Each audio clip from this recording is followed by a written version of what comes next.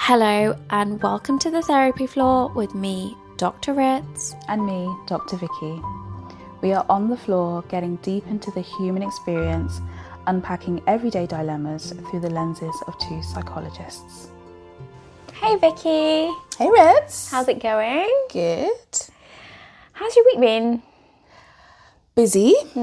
Busy. I've just had a lot on. I feel like I've not had a moment to breathe. I've been doing lots of stuff, lots of work with clients, lots of workshops, and it's been all very good stuff, all very exciting, but also just a lot. Like I'm really looking forward to the break coming up next week. Yeah. What about you? How's your week been?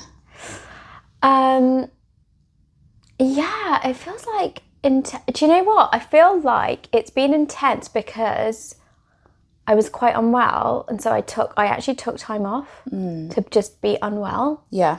Which I made a promise to myself I was going to do more of, rather than just keep pushing through. Yeah. I said, if I feel unwell, I'm going to nip it in the bud. Yeah. And take the time off from the beginning, rather than just let it fester.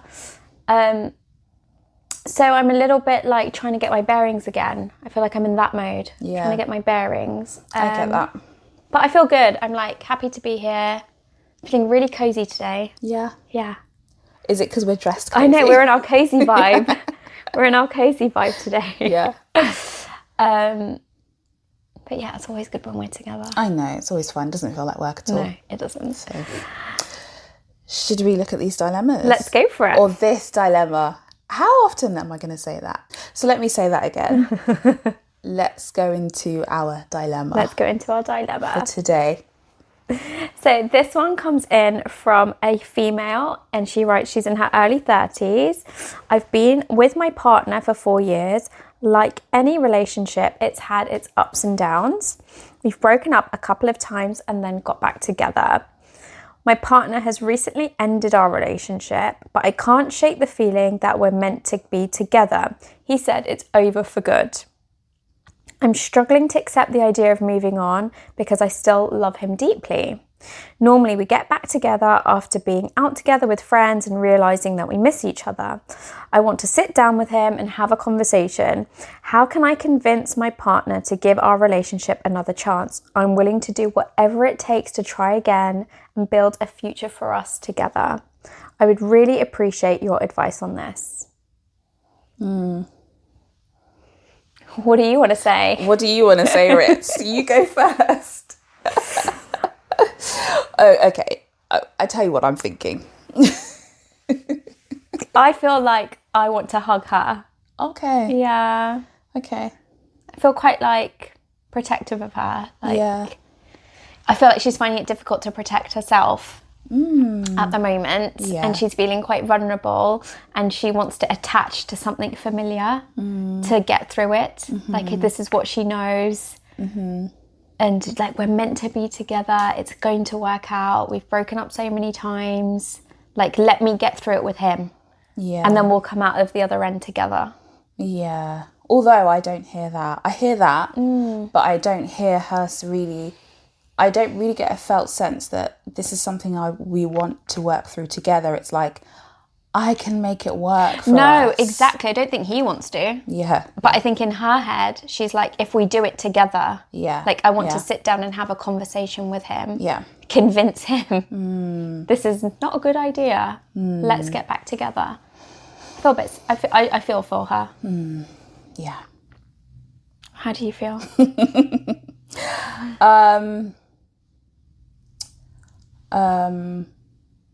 I want to say, girl, what are you doing? What are you doing? I feel the protection, but I feel the other end of it. I don't feel like I'm empathizing with the sadness or I'm empathizing with the vulnerability. I'm like, come on. You want to get her moving. I want to get her moving. I want to get her building herself up again, being curious about what has led me to this situation, what has led to me feeling like I need to convince someone that we should be doing this, we should be a partnership, when they've told you no. It reminds me of a statement that I've heard ages ago. Someone said, it's great, it's a good thing to fight for love, but not to fight to be loved. Wow. And that's what I'm feeling in this moment. I'm like, what has happened to you that you have felt that you need to fight to be loved? And I can have empathy with that.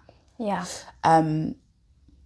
But yeah, it's really hard, isn't it? So now I've let that go. I can now tap in, now I can now tap into the empathy.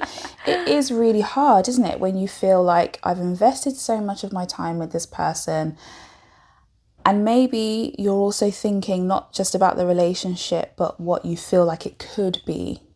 Is it really about this person? Is it really about the love that you have for each other? Or is it about the fantasy, the image that you have in your mind of what your relationship represents? Because in reality, what we're hearing is that it has had its ups and downs. You have left and come back together. And it doesn't seem like either the ending has been very poignant or significant for you both to come back together after being out with friends. I'm like, what? That for me is that familiar bit. Yeah. The safety, the familiarity of we're in our circle of friends. This feels great. And then because it feels great, we're in each other's company. Oh, I miss you. When it feels great. Oh, let's just get back together. Yeah. Yeah. It might not obviously be as simple as that. Yeah. Yeah. But if that's the theme that keeps happening with the on again, off again, on again, off again.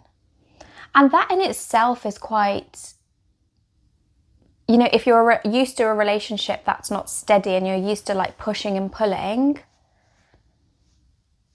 it can be understandable why she finds it difficult to see that it's over, because this might all be very normal to her. Yes, true. You know? Yes. She might have had other relationships in her past, whether romantic or even with caregivers, that have been maybe like push and pull, unpredictable. Unsteady.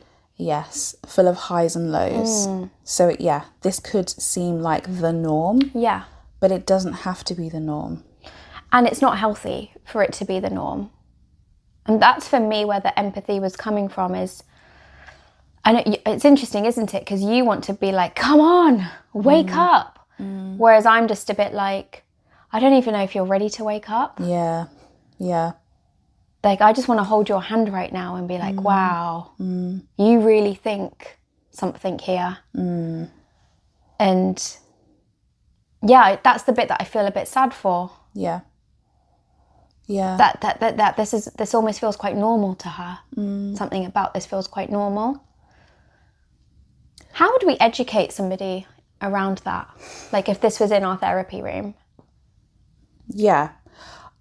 Well, I guess I'd have a bit more information as to why you have broken up with your partner previously and what made him feel like now was the right time for the relationship to end for good. Like, how did you both arrive at that decision, or how did he arrive at that decision? Because I think that could give some context here, because you're saying that you want to convince him, but does he want to be convinced? Are you assuming that you know better for him than he knows for himself? That's a good point. What is he trying to tell you, and why are you choosing not to listen? Again, this is not a psychological concept that I'm just about to say, but my friend said this to me and I really liked it, and I hold it quite close to my chest. That if something in a relationship, it can be really hard when someone wants to let go.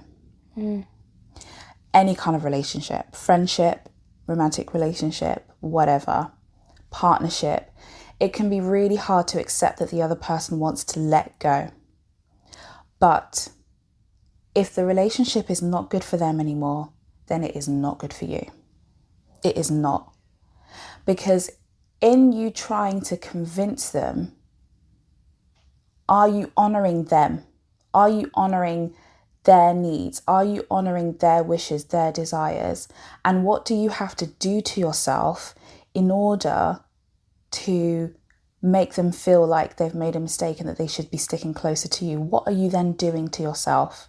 You know, and like you said, you're willing to do anything. That's a dangerous statement to throw around, that you're willing to do anything. And that speaks to me of more of an insecure attachment style, and an attachment to this person, maybe a fusion with your identity, with being in a relationship, and an enmeshment with them, a dependency on them. And then, yeah, it kind of leaves you propless. Like it's hard for you to prop yourself up and to know that you're a whole individual by yourself, with a partner or without a partner. So if someone is telling you it's not good for me anymore to be in this relationship, know that it's not going to be good for you either, because you want someone who's really invested. You want someone who's like, yeah, even though we have the ups and downs, I'm willing to work it through with you, or let's go to therapy together. Let's think about what we need to do practically, not just because we miss each other, but practically what can we do to ensure that our relationship and our bond is good. You want that. Not someone is staying because you're forcing them to stay, or you're manipulating them, or you're trying to convince them and you're clinging to them to stay. That's not good for you. No, I mean, you're totally then letting go of your identity, as you said, aren't you? Yeah. Like you're trying to reconfigure yourself as a person that they want to be with, rather than the person that you are. Oh, yeah. Exactly. And why... Like, no person is worth changing who you are in any situation. No.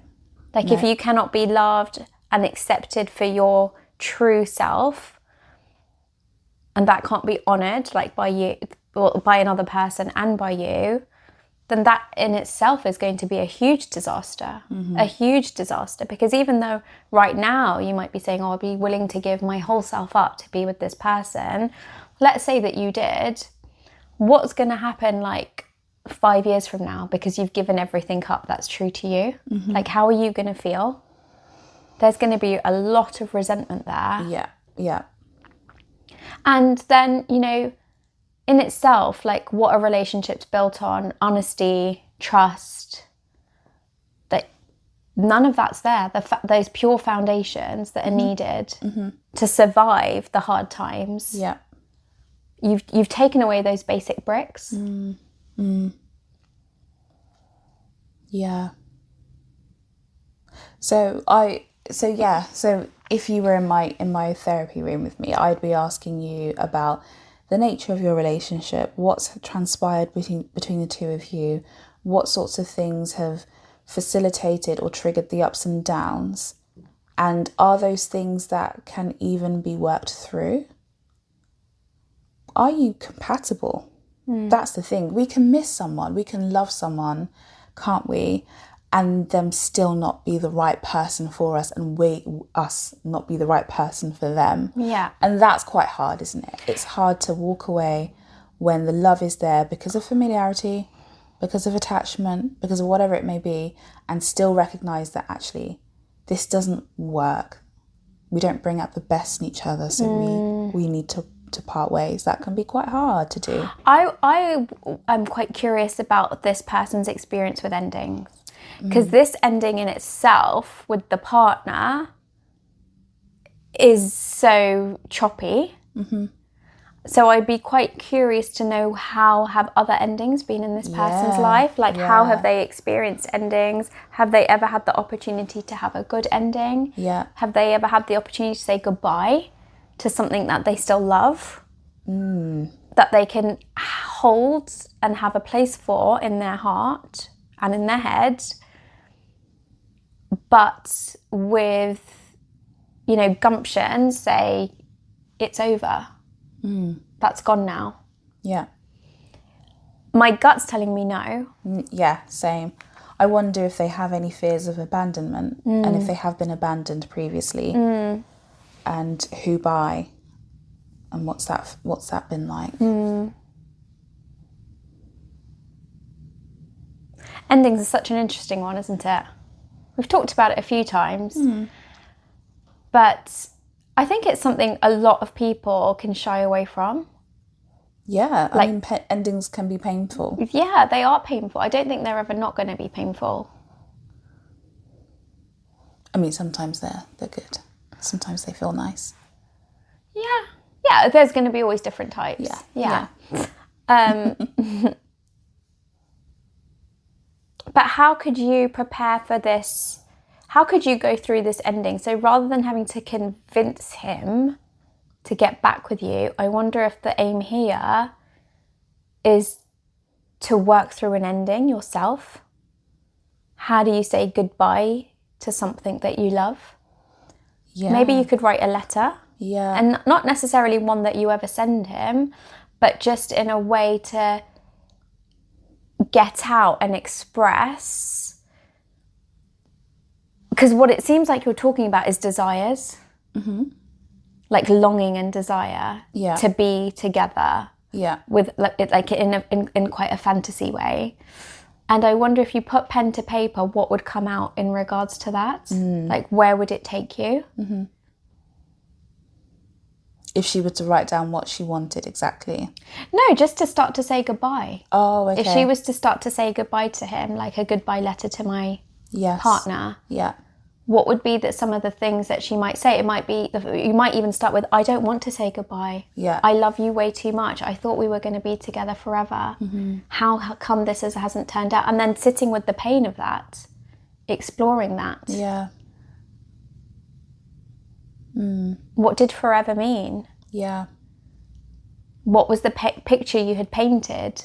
But in reality, it's looking quite different. Why is that? That's an important part, because I was going to suggest maybe another method of reflecting and writing down is to write down what was really good about this relationship, what was great about it, what makes you feel like this is a relationship that can't be given up on. You know, why? What is it about it? The two of you, him, you in this relationship that feels really hard to let go of. And I'd be curious to see if those were things that were actually factual or things that you were hoping for. Or maybe things that were great about the relationship maybe at the start, but not necessarily throughout the duration of it. Just so you can have a real stark revelation or stark kind of contrast or realization about what it is you're missing. Yeah. It's reminding me sometimes of a CBT technique that we use with clients, which is, do you ever do the judge or take your thought to court? Yeah. And coming up with evidence for and against your thoughts, but recognizing the difference between a piece of evidence that's based on fact rather than something that's just based on your opinion and actually has no basis there. And often we can create these stories for ourselves, can't we, that are based on... We can, because also we can listen to our emotions that seem like, which is good. Our emotions are great communicative tools, but they're not facts, they're not factual. So feeling like I'm in love, I'm so in love, and I'm feeling like you're the person for me, and I'm feeling like we should be together forever. But that's a feeling, not a fact. So, yeah, use some evidence to back up your thoughts, your feelings. Yeah. To decide what course of action you take next. Yeah. And by the way, because I feel like I've been a little bit harsh here. I think it's perfectly okay to juggle with these feelings and to wrestle with them and to feel them, but not to immediately move into action. Sit with it. It's perfectly okay for you to feel like you really love him, you really miss him, and that this is a big mistake. Just sit with it. Sit with it. And get your friends to rally around you during this time. Yeah. Like, you don't have to sit with... He's not necessarily going to be the person who's going to fix it for you. And I think sometimes when... I know I've seen this in my therapy room, when that person is in that much pain because of the breakup of a relationship, they feel that the only way that they are going to feel better is to get back with that person. Like, no amount of being around friends or, you know, doing things that bring them pleasure is going to replace the company of that person. That is the fix. That's the solution in their mind. And that in itself is a grieving process which you need to go through, but use your support system for that. Use your family, use your friends, pets, whoever, whatever it is, to give you the company to sit with it as you grieve. Yeah. Yeah. There's also a strong possibility that your ex could come back, not necessarily because he wants the relationship again, but he also is looking for you to help him with the grieving process. Because I'm sure that, he will still have conflicted feelings and still feel like he'll miss you as well. Well, I wonder if that's what's happened in the past. Yeah, I wonder if when you do both meet up, in these social situations, if you're both like going through the grieving process together and then you just reconnect over it. Yes. And then that just reignites the feelings. Yeah. Maybe you've not completed the grieving cycle. Yeah. You've interrupted it by prematurely coming back together again. Yeah. And not working out Yeah. the loss, the disappointment, the sadness individually. Yeah.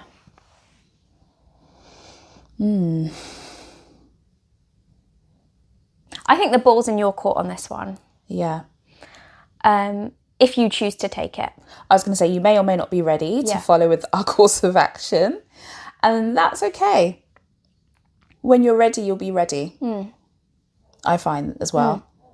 And you've got to have patience for people, for yourself, when you find yourself in a cyclical pattern, but you're not yet ready to break that pattern. Yeah. Yeah. I feel like you can identify some of the pattern already, which is like a really positive step. That, the relationship's had its ups and downs and it's been on and off. Like that's quite illuminating to be able to call that out, I think. Yeah. And then ask yourself as well, is that something you want for yourself? If that is the pattern or the flavour of this relationship, long term, does that suit you? Yeah, yeah. And really, okay, this may land a bit like, oh, but I just really, really, really want to encourage you to rethink that last statement that you made, that you're willing to do anything for that relationship. And I want you to think about this objectively. What kind of person, individual, is looking for someone who's willing to do anything and everything to have them? Is it a secure person? Is it a kind and generous person? Is it a loving person? Is it someone who is, I don't know. Yeah. What kind of person wants someone to give up themselves, give up their identity, give up everything to be with that person? Ask yourself if that's your partner, but also ask yourself if that's the kind of relationship you want. I think that's a really thought-provoking question. I'm going to flip that though. Go on. Has this person even asked her to do that? Yeah. Like where, Yeah. Yeah, I know. Yeah. Like why did you think this is a good idea? Yeah.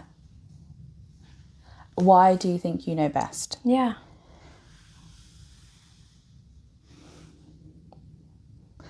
Okay. Should we leave it there? I think we've left you with a lot to think about. Literally, I really feel like this is the end of a therapy session. Like, we'll leave it there for today. We'll come back See you next week. Yeah. Maybe. Yeah. Have a think about what we've said. Don't figure it out with him. You don't need to have a conversation with him. Sit with your loved ones. Yeah. Yeah? Yeah. All right. Okay. Thank you for your dilemma, and thank you for everyone else for watching. We'll see you on the therapy floor soon. I've been Dr. Vicky. I'm Dr. Ritz. We'll be back shortly. Bye. Bye. This is Dr. Ritz. And Dr. Vicky. Remember to like, subscribe, and follow us on our social media channels.